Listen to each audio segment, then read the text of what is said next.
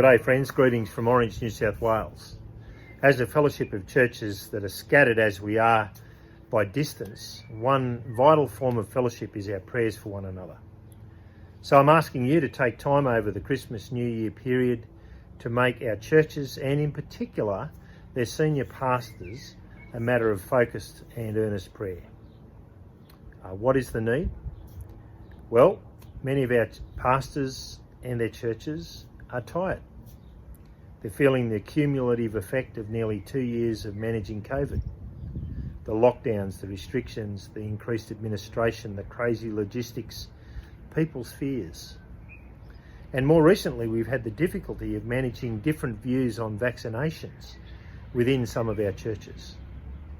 And let's be real, let's be honest, with the Omicron variant on the march, this will not be over anytime soon. As senior pastors who carry the weight of leading our churches through this are particularly feeling the pressure. Another issue is the extent to which some of the state government rules have made church life very difficult. FIEC is particularly vulnerable to government policy because the majority of our churches meet in schools and in public facilities. While all of our churches have been affected in some way, our brothers and sisters in Victoria are feeling this more acutely.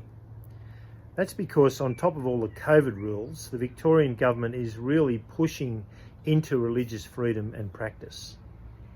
For example, legislation will come into effect in February, which will make it illegal to have conversations with people about sexuality and gender. It will also prohibit praying with someone in line with a Christian view of sexuality, even if that person's asked you to talk to them or pray with them about it. So can I ask you to pray particularly for the churches and the pastors in Victoria? So much can be said about all these issues. My purpose is simply to let you know about them and to call you to pray to our Father, the Lord God of heaven and earth. Please pray that God will give a special sense of his presence and sustaining power to our pastors, that they will find peace of mind in trusting in God, and that God will give them endurance. Pray for unity in our churches, that we will all make every effort to maintain the unity of the Spirit in the bond of peace. Ask God to move our people's hearts to make us more like Jesus, who set aside his own interests for the sake of others.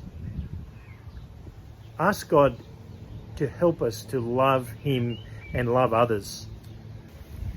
And pray for governments, for wisdom, for peace, and that the gospel will not be hindered.